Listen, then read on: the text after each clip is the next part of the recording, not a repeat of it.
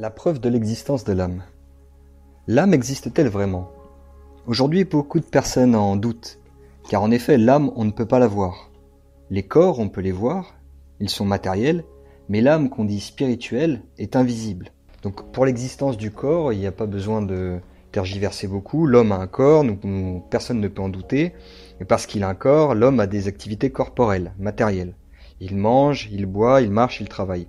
Mais l'homme a aussi des activités spirituelles, par exemple. Il pense, il choisit, il se décide. Ces activités ont une cause spirituelle.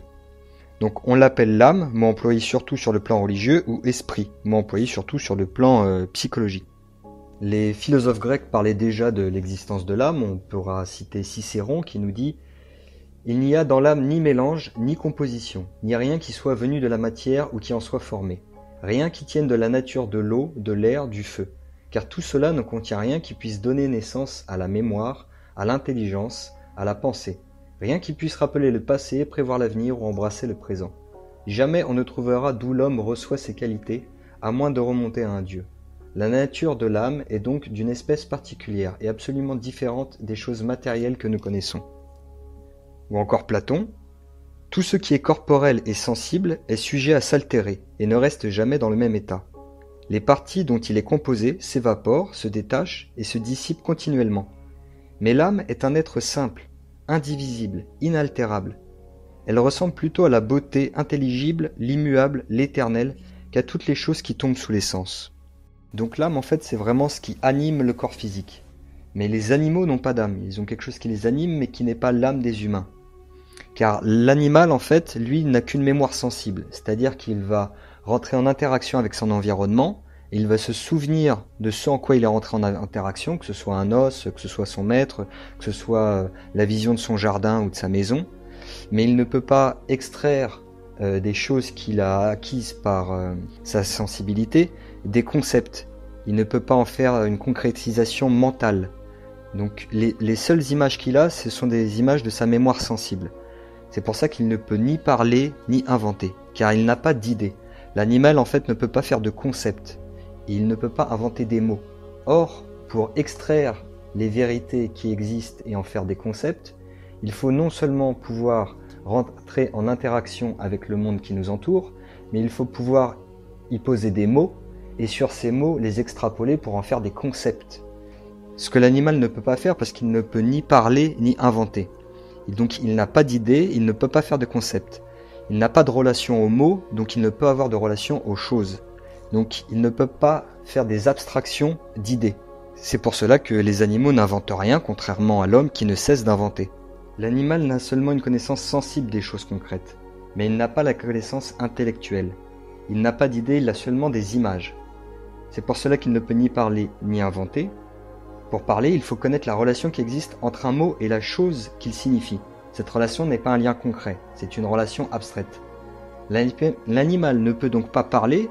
Pour inventer, il faut également avoir des idées, c'est-à-dire avoir des notions abstraites des caractéristiques de la matière. C'est pourquoi l'animal n'invente rien, tandis que l'homme, lui, invente constamment. On loue souvent l'intelligence des abeilles, mais ont-elles fait des progrès dans la construction de leurs alvéoles? En fait, non. Depuis 2000 ans, elles n'en ont fait aucun. Si on lit la description d'une ruche dans les textes d'écrivains anciens grecs ou latins, on a la description d'une ruche telle que de nos jours nous pouvons la voir. Cette intelligence des abeilles n'est que l'œuvre d'un instinct que leur a donné le Créateur qui lui est souverainement intelligent. Entre l'instinct et l'intelligence, il existe non pas donc une différence de degré, mais comme dirait Pascal, des marques de deux natures.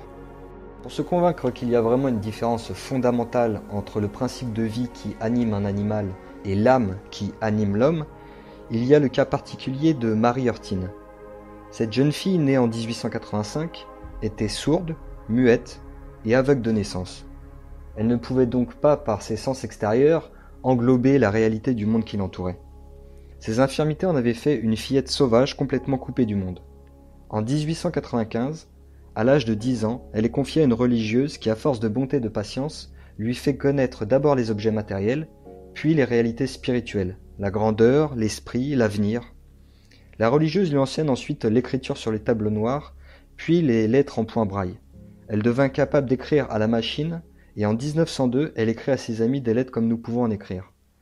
Si de tels résultats peuvent être obtenus, c'est que dans ce corps humain si diminué par manque de vue, de l'ouïe et du langage, il existe un esprit surpuissant, une âme, et que l'existence et la présence de cette âme placent cet infirme bien au-dessus de l'animal le plus savant. Malgré toutes ces preuves, beaucoup de personnes ne croient pas à l'existence de l'âme. Mais la plupart du temps, c'est par manque de réflexion et pour des motifs sans valeur. Certains objecteront que jamais un chirurgien ayant exploré le corps et le cerveau d'un homme n'a trouvé sous son scalpel cette âme humaine dont on parle. Sans doute, et heureusement, car si un médecin l'avait rencontrée comme il a rencontré le foie, le cœur ou les méninges, cette âme ne serait pas matérielle. L'âme étant spirituelle n'est pas visible. Son existence n'est pas connue par les sens, mais par les effets visibles qu'elle produit.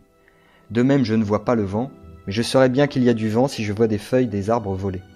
D'autres diront, si le cerveau est malade, l'homme ne peut pas penser, ni raisonner. C'est donc bien la preuve que c'est le cerveau qui est la cause de la pensée. Mais pas du tout. Un pianiste a bien besoin d'un piano pour jouer une sonate, mais ce n'est pas pour autant que c'est le piano qui la joue. De même, l'âme a besoin d'un cerveau en bonne santé pour réfléchir, mais la pensée, l'idée étant une réalité non matérielle, elle ne peut pas être produite par une cause matérielle. L'âme est donc quelque chose de purement spirituel, elle n'est pas matérielle.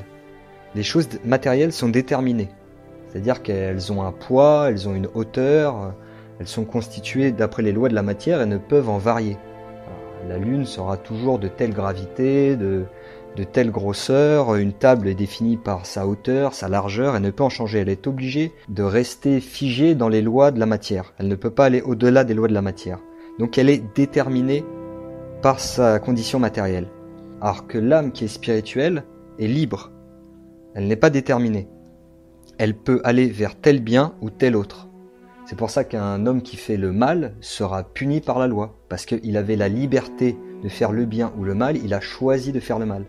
S'il était purement matériel, il pourrait dire « ce n'est pas ma faute, c'est mon corps qui m'a entraîné à faire ça, c'est la matière, les lois de la matière qui m'ont poussé à agir et je n'ai pas eu de liberté ».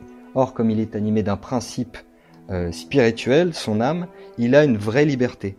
Et donc c'est pour ça que cette âme qui a la liberté d'aller vers le bien ou le mal, elle a des responsabilités, elle a des mérites. Parce que s'il n'y avait pas de mérite, on ne pourrait pas punir ou récompenser un homme pour ses actions.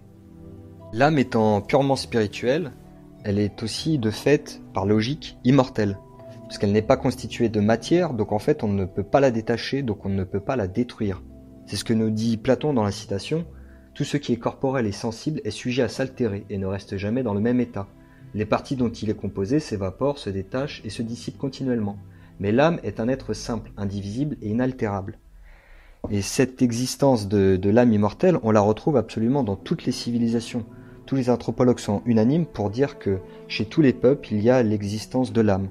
Et cette existence de l'âme se retrouve à travers le culte des morts. Prenons une citation par exemple de Livingstone qui nous dit « Quelle que soit la dégradation de certaines peuplades sauvages, il est deux choses qu'on n'a pas besoin de leur enseigner, c'est l'existence de Dieu et l'immortalité de l'âme. » Ou encore Chateaubriand « Il y a une preuve morale de l'immortalité de l'âme, sur laquelle il faut insister, c'est la vénération de l'homme pour les tombeaux.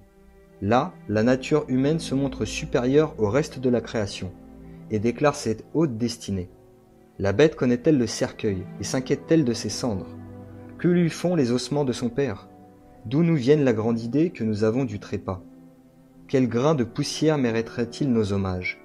Non sans doute, nous respectons les cendres de nos ancêtres, parce qu'une voix nous dit que tout n'est pas éteint en eux, et c'est cette voix qui consacre le culte funèbre chez tous les peuples de la terre. Tous sont également persuadés que le sommeil n'est pas durable, même au tombeau, et que la mort n'est qu'une transfiguration glorieuse.